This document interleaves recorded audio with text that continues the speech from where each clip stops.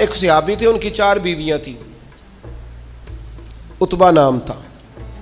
تو آپ کو پتہ ہے یہ بناؤ سنگار سے عورتوں کو زیادہ دلچسپی ہوتی ہے، اچھی خوشبو کہاں سے ملتی ہے، بناؤ سنگار کا سامان، تو عورتیں ذرا اس کے اندر اپنے آپ کو ذرا اگلی صفوں میں سمجھتی ہیں، اور چلو اچھی بات بھی ہے، اپنے خاوند کے لیے اگر کوئی عورت بناؤ سنگار کرے تو باعث اجر ہے اس کے لیے۔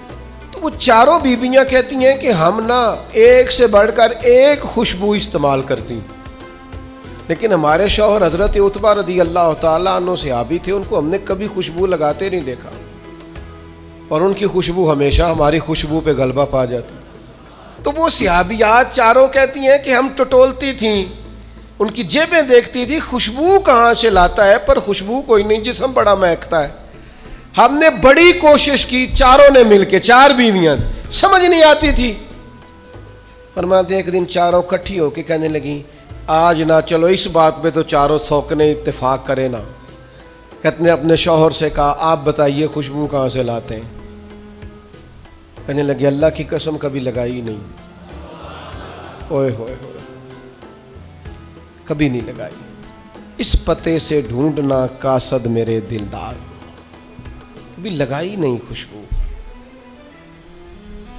کہا آپ عجیب بات کرتے ہیں، ہم تھک گئی ہیں سالوں سے، اب لگاتے نہیں، یہ کیسی بات ہے؟ تو فرمانے لگے آؤ نا سنو نا، میرا قصہ تو سنو، میری داستان حسن تو سنو، میرے اوپر جو کرم کی برکھا برسی، بس مختصر سی میری کہانی ہے، یہ جو بھی ہے ان کی مہربانی ہے۔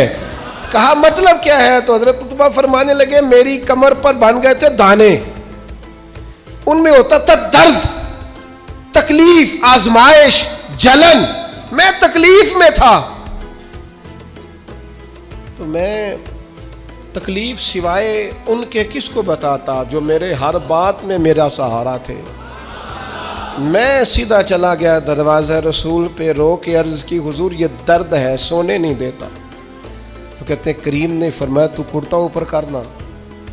کہتے ہیں میں نے کرتا اوپر کیا تو حضور نے لعاب دہن انگلی سے لگا کے میری کمر پہ لگایا۔